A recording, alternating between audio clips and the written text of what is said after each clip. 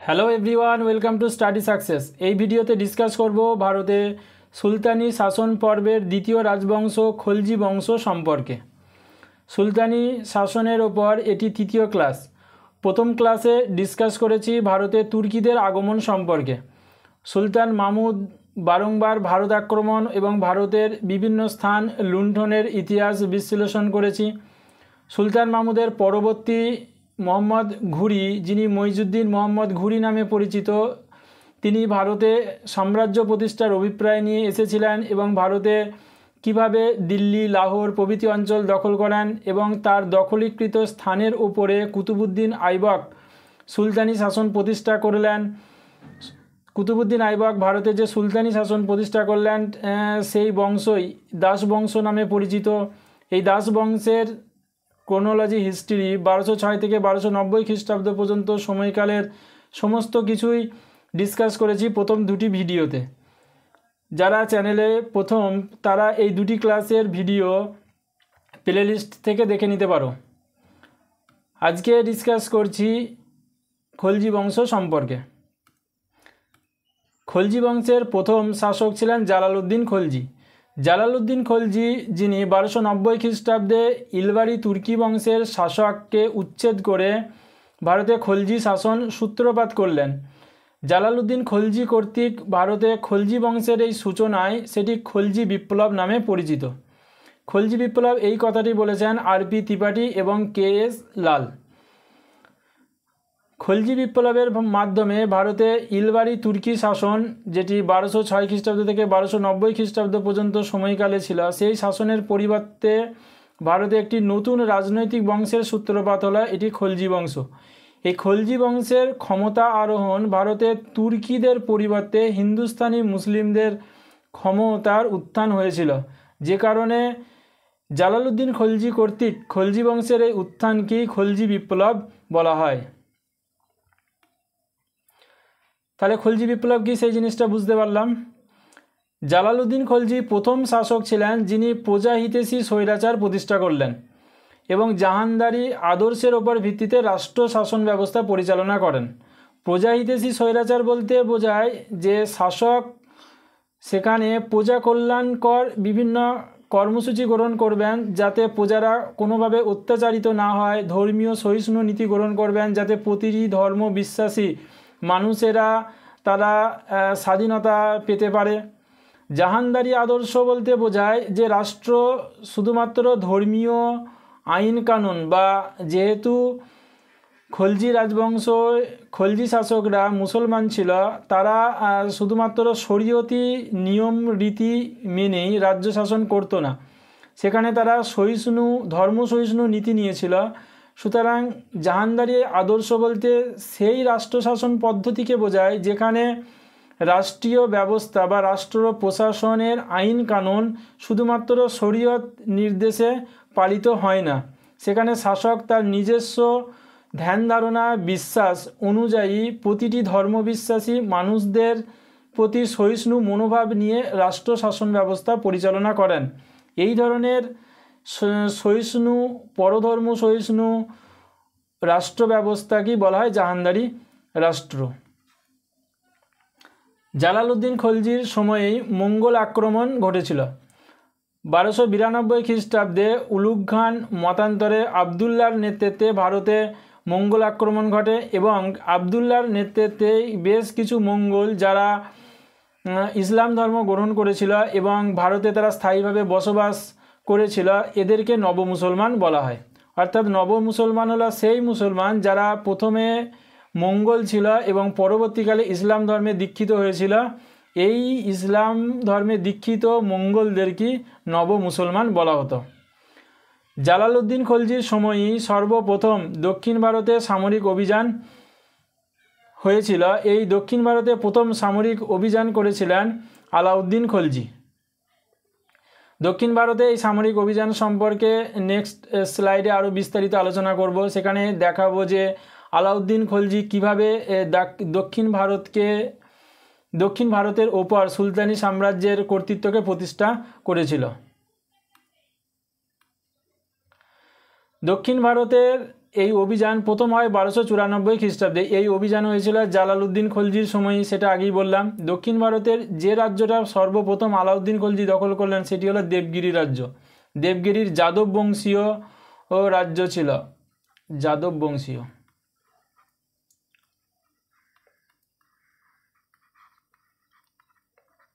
এই যাদব বংশীয় রাজা রামচন্দ্রদেব এবং শঙ্করদেব ছিলেন। আলাউদ্দিন খলজি। আলাউদ্দিন খলজি ছিলেন খলজি বংশের শ্রেষ্ঠ শাসক। 1296 থেকে 1316 খ্রিস্টাব্দ পর্যন্ত সময়কালে তিনি ভারতে রাজত্ব করেছিলেন। এই স্লাইডে বেশ কিছু ইনফরমেশন জেনে নেব যেগুলো এক্সাম পয়েন্ট অফ ভিউয়ের দিক থেকে গুরুত্বপূর্ণ। যেমন আলাউদ্দিন খলজি দুবার রাজ্যাভিষেক হয়েছিল। একবার যখন তিনি কারাতে ছিলেন, এই কারাতে থাকাকালীন সময়ে তিনি জালালউদ্দিন খলজিকে হত্যা করেছিলেন। হত্যা করে প্রথমবারের মতো তিনি রাজ্যাভিষেক করেন। পরে আবার বলবনের লাল প্রাসাদে তিনি তার দ্বিতীয়বার রাজ্যাভিষেক সম্পন্ন করেন এবং এরপরই ভারতের দিল্লি সুলতান হিসেবে তিনি সিংহাসন আরোহণ করেছিলেন। আলাউদ্দিন খলজি বলেছিলেন যে আই অ্যাম দ্য স্টেট, অর্থাৎ আমি রাষ্ট্র। ফরাসি শাসক চতুর্দশ লুই যেমন বলেছিলেন, ঠিক তেমনি তিনি বলেছিলেন যে আই অ্যাম দ্য স্টেট, অর্থাৎ রাষ্ট্রের সর্বোচ্চ শাসক হলেন তিনি। তিনি এটাও বলেছিলেন যে কিংশিপ নোজ নো কিনশিপ, অর্থাৎ রাজত্ব বা সিংহাসন কোনো আত্মীয়তা মানে না। কারণ দেখা যায় যে সিংহাসন আরোহণের দ্বন্দ্ব প্রতিটা রাজবংশের ক্ষেত্রেই দেখা যায়। সেখানে গুপ্ত হত্যা বা বিভিন্নভাবে হত্যা করে কোনো না কোনো শাসক তিনি সিংহাসন আরোহণ করে থাকেন। সেই কারণেই তিনি এই কথাটা বলেছিলেন যে kingship knows no kinship. Alauddin Khalji প্রথম জমি জরিপের রীতি প্রচলন করেন এবং সুলতানি আমলে এই জমি জরিপের রীতি মাসাহাত পদ্ধতি নামে পরিচিত। পেপারে কোশ্চেন তোমরা পাবে যে মাসাহাত পদ্ধতি কোন যুগের জমি জরিপের পদ্ধতি। সুলতানি যুগের জমি জরিপ পদ্ধতি হলো মাসাহাত পদ্ধতি। আলাউদ্দিন খলজি বিভিন্ন প্রকার উপকর চালু করেছিলেন, তার মধ্যে ঘড়ি, চড়াই এবং করহি ছিল অন্যতম। এই করহি ছিল বাণিজ্যিক শুল্ক, অর্থাৎ যারা ব্যবসা বাণিজ্য করতো তাদের উপর একটা নির্দিষ্ট মাত্রায় কর আরোপ করা হতো। এই বাণিজ্যিক শুল্ককেই বলা হয় করহি। চড়াই ছিল পশুচারণ কর, অর্থাৎ যারা পশুপালন বৃত্তি নিয়েছিল এবং তারা রাজকীয় জমিতে পশুচারণের জন্য তাদেরকে একটা নির্দিষ্ট কর দিতে হতো, যে করাইটা চড়াই নামে পরিচিত ছিল। আর ঘড়ি ছিল গৃহকর। আলাউদ্দিন খলজি প্রথম সুলতান যিনি রেশনিং ব্যবস্থা প্রবর্তন করেছিলেন। দুর্ভিক্ষের সময়ে বা অন্য কোনো সময় যখন খাদ্য সংকট দেখা দিত তখন তিনি রেশনিং বা রেশন প্রদান করতেন। এছাড়া তিনি দাগ এবং হুলিয়া প্রথা প্রবর্তন করেন। দাগ এবং হুলিয়া প্রথা সামরিক ব্যবস্থার সঙ্গে যুক্ত। দাগ হলো যে সমস্ত অশ্বারোহী বাহিনী ছিল, সেই অশ্বারোহী বাহিনীর ঘোড়াগুলিকে রাজকীয় চিহ্ন দেওয়া হতো। এই রাজকীয় চিহ্নগুলোকে বলা হতো দাগ। আর হুলিয়া হলো অশ্বারোহী বাহিনীর যারা সওয়ার হতো, সেই সওয়ারদের দৈহিক বিবরণ লিপিবদ্ধ করে রাখা হতো।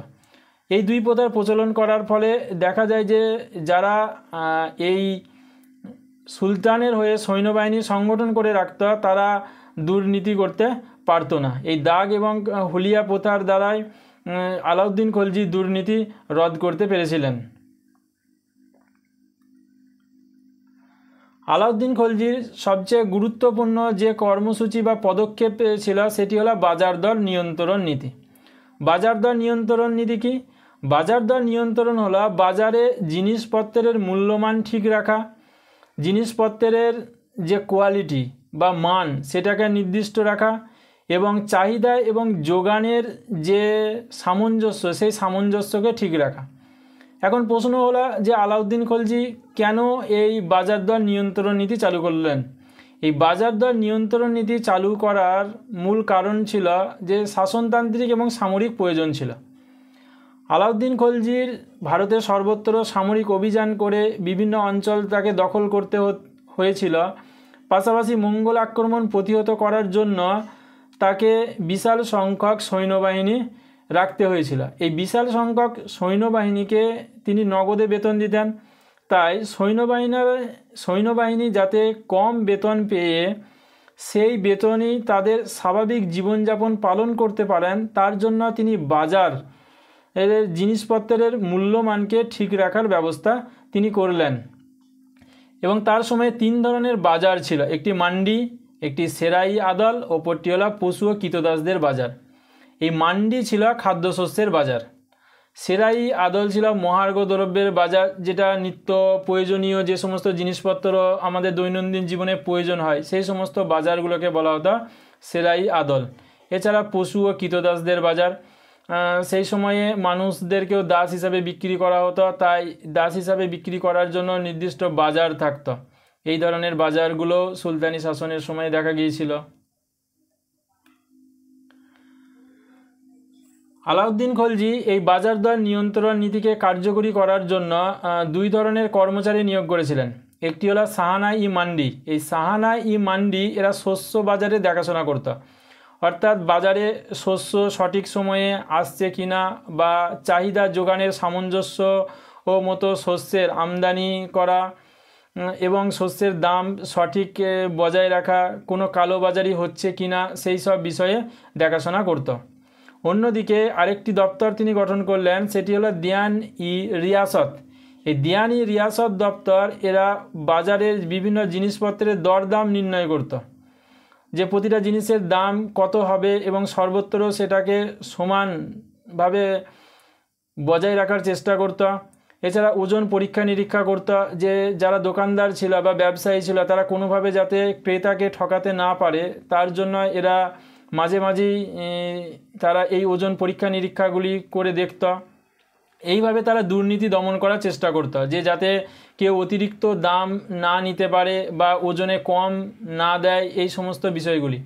তার পাশাপাশি বাজারে যে সমস্ত জিনিসপত্রগুলি থাকতো সেই জিনিসপত্রের গুণমান বজায় রাখার তারা উপর নজর দিত, এবং যারা এই সব এইগুলি নিয়ে দুর্নীতি করত তাদেরকে শাস্তিদানের ব্যবস্থাও করত এই দিয়ান ই রিয়াসত দপ্তরটি। তাহলে এখন প্রশ্ন হলো যে আলাউদ্দিন খলজির এই বাজার দর নিয়ন্ত্রণ নীতির ফলে কি হলো? যেটা দেখা যায় যে বাজার দর নিয়ন্ত্রণ নীতির ফলে শস্যের মূল্য অনেকখানি হ্রাস পেয়েছিল, কারণ বাজার দর নিয়ন্ত্রণ নীতির মূল নীতিই ছিল চাহিদা এবং যোগানের মধ্যে সামঞ্জস্য সঠিকভাবে বজায় রাখা, এবং তার পাশাপাশি এই গ্রাম থেকে যাতে শস্য সঠিকভাবে শহরে পৌঁছাতে পারে বা মান্ডিতে এসে পৌঁছাতে পারে তার যথাযথ ব্যবস্থা করেছিল। কোনো ব্যবসায়ী যাতে কালোবাজারি করতে না পারে সেই বিষয়েও নজর দেওয়া হয়েছিল, যে কারণে শস্যের মূল্য সঠিক ছিল এই সময়ে, যে কারণে কোনো খাদ্যাভাব এই সময়ে দেখা যায়নি, অর্থাৎ খাদ্য সংকট পড়েনি। আলাউদ্দিন খলজির সময়ে 2-1বার যখন দুর্ভিক্ষ দেখা দিত, সেই দুর্ভিক্ষের সময়েও তিনি রেশনিং ব্যবস্থা চালু রেখেছিলেন, এবং এইভাবেই তিনি বাজার দর নিয়ন্ত্রণ নীতির মাধ্যমে একদিকে যেমন শস্যের মূল্য সঠিকভাবে বজায় রাখতে পেরেছিলেন, তার সময়ে কোনো খাদ্য সংকটও দেখা যায়নি। এদিক থেকে আলাউদ্দিন খলজির বাজার দর নিয়ন্ত্রণ নীতি যথেষ্ট সাফল্য লাভ করেছিল বলা যায়। তবে এই বাজার দর নিয়ন্ত্রণ নীতি যতদিন পর্যন্ত তিনি শাসক হিসাবে ছিলেন ততদিন পর্যন্তই বজায় ছিল, কারণ এই বাজার দর নিয়ন্ত্রণ নীতি পুরোপুরিভাবে সামরিক একটা চাপ ছিল, বিভিন্ন দপ্তরগুলির কঠোর নজরদারি ছিল, শাস্তিদানের কঠোর ব্যবস্থা ছিল, যে কারণে এই বাজার দর নিয়ন্ত্রণ নীতি টিকে ছিল। এবং তাই তার মৃত্যুর পর যখন খলজি বংশের অন্যান্য শাসকরা আসেন তখন থেকেই এই বাজার দর নিয়ন্ত্রণ নীতির যে ব্যবস্থা সেটা ক্রমে ভেঙে পড়েছিল। আলাউদ্দিন খলজির সামরিক অভিযান। আলাউদ্দিন খলজি দক্ষিণ ভারতে সুলতানি সাম্রাজ্যের প্রাধান্য প্রতিষ্ঠার ক্ষেত্রে তার প্রধান কৃতিত্ব ছিল। এখন আলাউদ্দিন খলজির দক্ষিণ ভারত কেন আক্রমণ করলেন? আলাউদ্দিন খলজির দক্ষিণ ভারত আক্রমণে তার অর্থনৈতিক গুরুত্ব ছিল, কারণ দক্ষিণের স্বর্ণ ভাণ্ডার ছিল, কর্ণাটকের সেই সময়ে বিভিন্ন স্বর্ণ খনি যেগুলো অর্থনৈতিক দিক থেকে যথেষ্ট গুরুত্ব ছিল। এছাড়া হস্তশিল্পের উৎকর্ষতা ছিল, অর্থাৎ দক্ষিণে এই সময়েতে হস্তশিল্পের প্রসার ঘটেছিল। ব্যবসা বাণিজ্য দক্ষিণ ভারতের সমুদ্র উপকূল যে বন্দর বন্দর কেন্দ্রিক ব্যবসা বাণিজ্যের কারণে এই সময়ে দক্ষিণের যথেষ্ট আর্থিক শ্রীবৃদ্ধি ঘটেছিল। এছাড়া দক্ষিণ ভারতের মন্দিরগুলির আর্থিক শ্রীবৃদ্ধি ছিল, কারণ মন্দিরগুলির প্রচুর পরিমাণে জমি জমা থাকত। এছাড়া ব্যবসা বাণিজ্যের ক্ষেত্রেও মন্দিরগুলি গুরুত্বপূর্ণ ভূমিকা পালন করত। এই সমস্ত কিছুই আলাউদ্দিন খলজিকে দক্ষিণ ভারতের অভিযানে তার অনুপ্রেরণা জুগিয়েছিল। আলাউদ্দিন খলজির দক্ষিণ ভারতের এই রাজ্য আক্রমণের ক্ষেত্রে তার প্রধান সেনাপতি ছিলেন মালিক কাফুর। এই মালিক কাফুর ছিলেন তার দাস। এই মালিক কাফুরকে 1000 দিনারিও বলা হতো, কারণ মালিক কাফুরকে তিনি 1000 দিনার মুদ্রা দিয়ে ক্রয় করেছিলেন বলে মালিক কাফুর 1000 দিনারি নামে পরিচিত। এই মালিক কাফুরের নেতৃত্বে দক্ষিণ ভারতের 4টি রাজ্য তিনি আক্রমণ করেছিলেন। দেবগিরি রাজ্য 1306 খ্রিস্টাব্দে দেবগিরি রাজ্য আক্রমণ করেন। দেবগিরি রাজ্যের যে শাসক ছিলেন রামচন্দ্র দেব। এই দেবগিরি রাজ্যটি মহারাষ্ট্রে অবস্থিত। 1309 খ্রিস্টাব্দে তিনি ওরাঙ্গল রাজ্য আক্রমণ করেন। ওরাঙ্গল রাজ্যের শাসক ছিলেন প্রতাপরুদ্রদেব। এই ওরাঙ্গল রাজ্যটি হায়দ্রাবাদে অবস্থিত। 1310 খ্রিস্টাব্দে হোয়সল রাজ্য আক্রমণ করেন। হোয়সল রাজ্যের শাসক ছিল তৃতীয় বীরবল্লাল। হোয়সল রাজ্যটি বর্তমান কর্ণাটকে অবস্থিত। 1311 খ্রিস্টাব্দে পাণ্ড্য রাজ্য আক্রমণ করেন এবং পাণ্ড্য রাজ্যের শাসক ছিলেন বীর পাণ্ড্য। এই পাণ্ড্য রাজ্য বর্তমান তামিলনাড়ুতে অবস্থিত। দক্ষিণ ভারতের এই 4টি রাজ্য জয় করে আলাউদ্দিন খলজি কিন্তু দক্ষিণের রাজ্যগুলোকে দিল্লির সুলতানি সাম্রাজ্যভুক্ত করেননি, কারণ তিনি এটা উপলব্ধি করেছেন যে দিল্লি থেকে সুদূর দক্ষিণের এই রাজ্যগুলির ওপরে নজরদারি করা অতটা সহজ ছিল না। তাই তিনি কি করলেন, দক্ষিণ ভারতের এই রাজ্যগুলোকে তিনি করদ রাজ্যে পরিণত করলেন।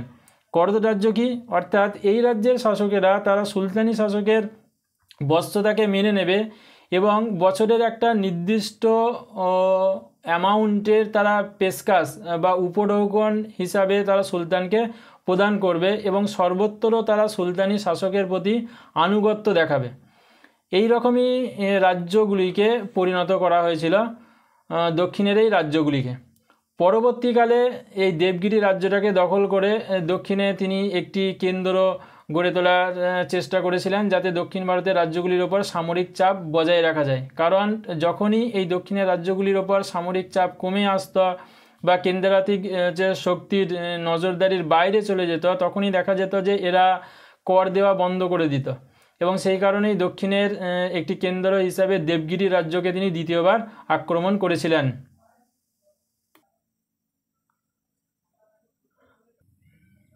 আলাউদ্দিন খলজি দক্ষিণ ভারতের পাশাপাশি উত্তর ভারতেও তিনি সামরিক অভিযান চালান। উত্তর ভারতে তিনি যে সকল অঞ্চলগুলিকে দখল করেছিলেন, উত্তর ভারতের সেই সমস্ত অঞ্চলগুলিকে তিনি দিল্লি সাম্রাজ্যভুক্ত করেছিলেন। উত্তর ভারতের প্রথম যে রাজ্যটি তিনি আক্রমণ করলেন সেটি হলো গুজরাট রাজ্য। 1299 খ্রিস্টাব্দে গুজরাট রাজ্যের শাসক ছিলেন রায়করণ। 1301 খ্রিস্টাব্দে রণথম্বর দখল করলেন। রণথম্বরের শাসক ছিলেন হামিরদেব। 1301 খ্রিস্টাব্দে চিতর দখল করেন। চিতরের শাসক ছিলেন রানা রতন সিং। চিতর দখল 1301 খ্রিস্টাব্দে নয়, চিতর দখল করেছিলেন 1303 খ্রিস্টাব্দে। 1303 খ্রিস্টাব্দে চিতর দখল করেন। 1305 খ্রিস্টাব্দে মালব জয় করেন। মালবের শাসক ছিলেন হরনন্দ। 1308 খ্রিস্টাব্দে মারওয়ার রাজ্য দখল করেন। মারওয়ার রাজ্যের শাসক ছিলেন শীতলদেব।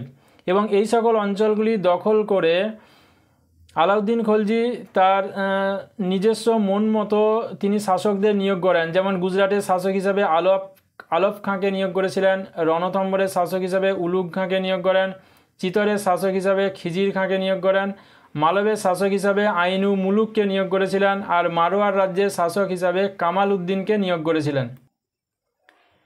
এগুলি একটি ভালো করে রপ্ত করে নেবে, কারণ এক্সাম পেপারে এই ধরনের কোশ্চেন এসেই থাকে যে আলাউদ্দিন খলজি কবে চিতর আক্রমণ করেন বা চিতরের শাসক হিসাবে তিনি কাকে নিয়োগ করেছিলেন। আলাউদ্দিন খলজি এই চিতর দখল করে চিতরের শাসক হিসাবে খিজির খাঁকে নিয়োগ করে চিতরের নামকরণ করেছিলেন খিজিরাবাদ। এটা মোস্ট ইম্পর্ট্যান্ট একটা কোশ্চেন।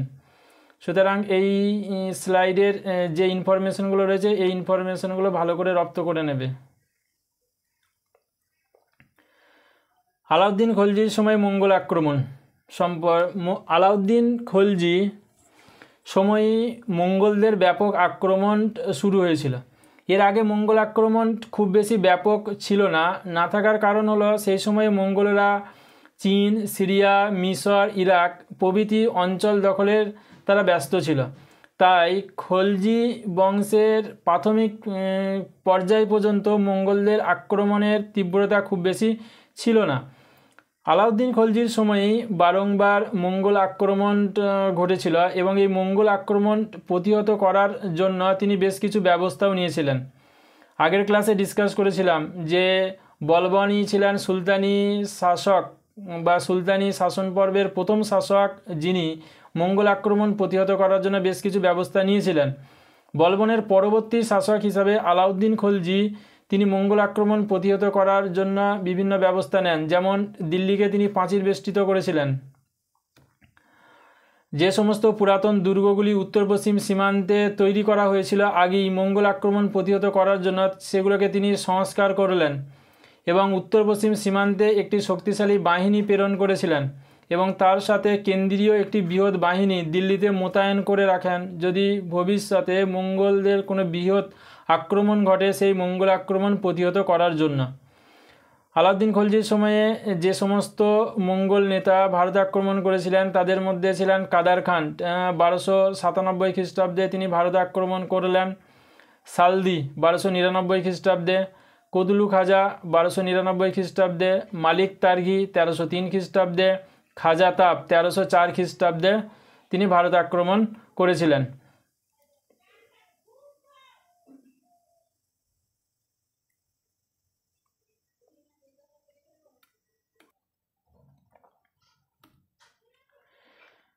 আলাউদ্দিন খলজির পরবর্তী যে সমস্ত খলজি শাসক ছিলেন তারা আলাউদ্দিন খলজির মতো ততটা যোগ্যতা সম্পন্ন ছিলেন না। আলাউদ্দিন খলজির মৃত্যুর পর খলজি শাসক হিসাবে ছিলেন শিহাবুদ্দিন। এই শিহাবুদ্দিনের অভিভাবক হিসাবে মালিক কাফুর তিনি যথেষ্ট ক্ষমতা আরোহণ করেছিলেন, কিন্তু পরবর্তীকালে কুতুবুদ্দিন মোবারক খলজি মালিক কাফুরকে তার ক্ষমতা থেকে অপসারণ করেন। কুতুবুদ্দিন মোবারক খলজির পর নাসিরুদ্দিন খসরু শাহ, যিনি খলজি বংশের শেষ শাসক ছিলেন। এই নাসিরুদ্দিন খসরু শাহ ধর্মান্তরিত ভারতীয় শাসক ছিলেন এবং খলজি বংশের শেষ শাসক। এটি খুব ইম্পর্টেন্ট, পরীক্ষায় কোশ্চেন তোমরা পাবে যে কোন সুলতানি শাসক ধর্মান্তরিত শাসক ছিলেন, অর্থাৎ তিনি হিন্দু ধর্ম থেকে মুসলিম ধর্ম গ্রহণ করেছিলেন। তিনি হলেন নাসিরুদ্দিন খসরু শাহ।